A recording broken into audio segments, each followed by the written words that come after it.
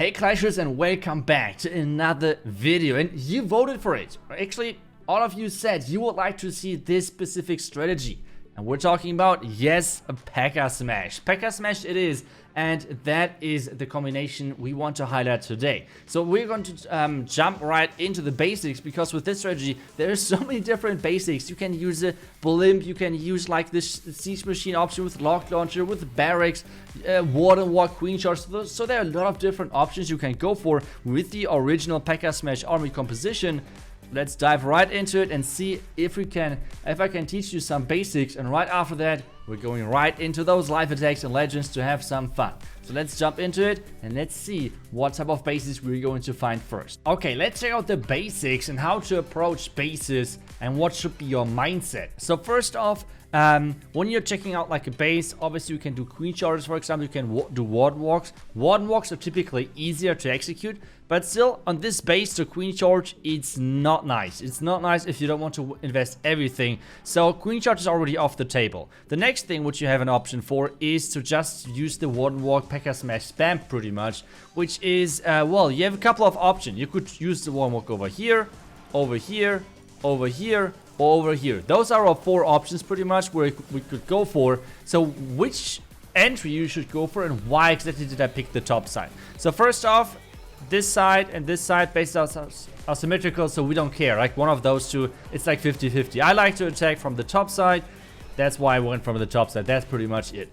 The next thing is, why did I go here and not here? The reasoning is I want to send the king on the opposite side of the warden walk. So I want to have the king not into the town hall. So for example, if I would have done the warden walk over here, I would have needed to place the king over there, and he would have went straight into the clan castle and the town hall, which would have not been an optimal thing. So instead, I'm using the warden walk over here to have the Pekka Smash now walking inside, and then I can send the blimp across to take down the town hall. At least that's the idea.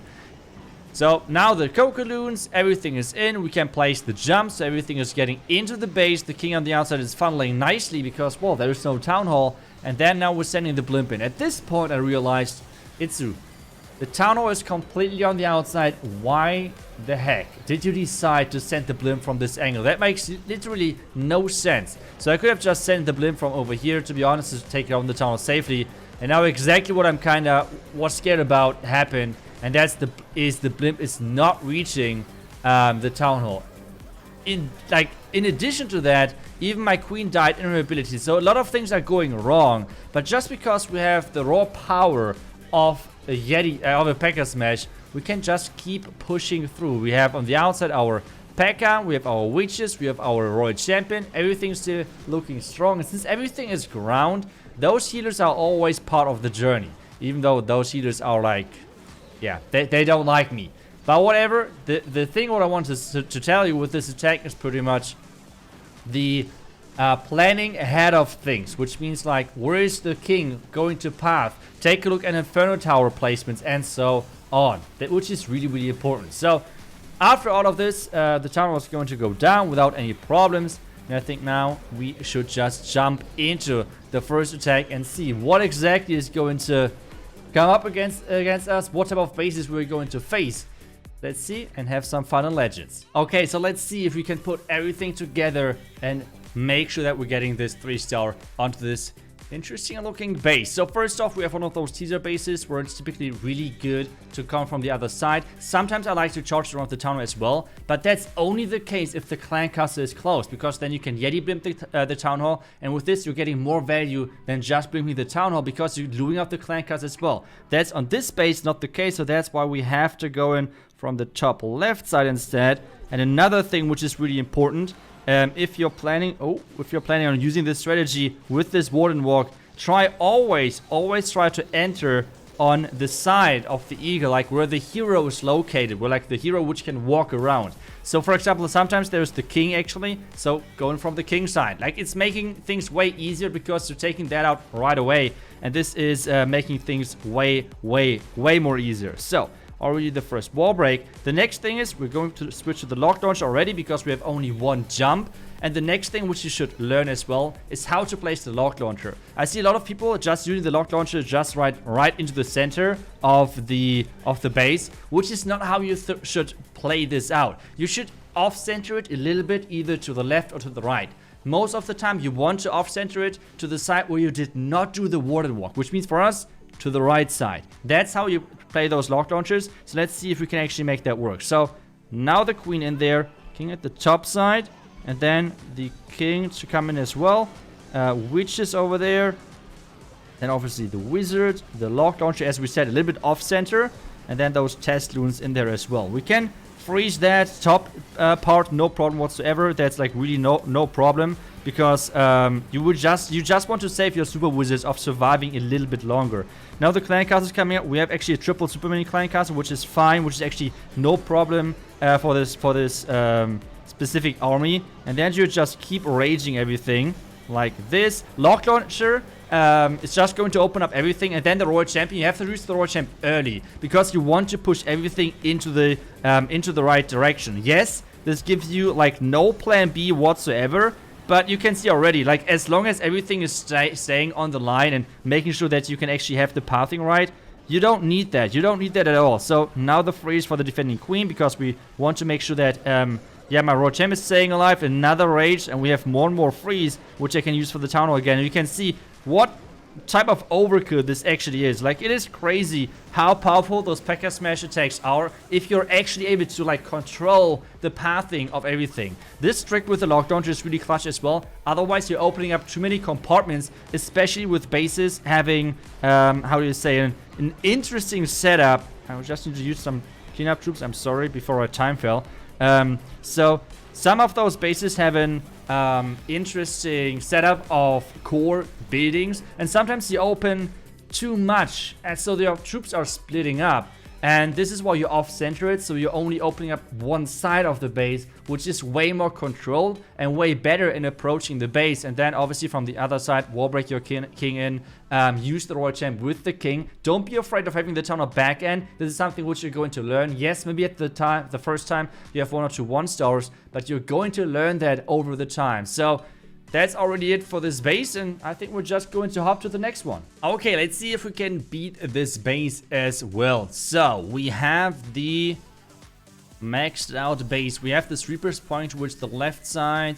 I think we can still charge their town hall, right? I think we should be doable. Like, I think we should be able to charge their town hall. So let's try it out. So first off, wall break is in. 3 loons roundabout. I think that sounds good. 3 loons. And those loons should be able to tank this Inferno Tower, hopefully long enough for my queen to actually make it to the Inferno Tower and actually take it down without us having to invest a freeze. I won't use the freeze. I won't use a freeze. Worth it. Really, really good for us. And now it's everything depending on how my queen is stepping. I feel like the queen is supposed to take down the Town Hall and the Inferno Towers if possible. But we need to be careful with that clan castle. So, let's see. So far, so good. I think so far it's really optimal for us. We have the next raid just as soon as the defending royal champion is hopping over. I think I would just rage aggressively. So my queen is stepping into it.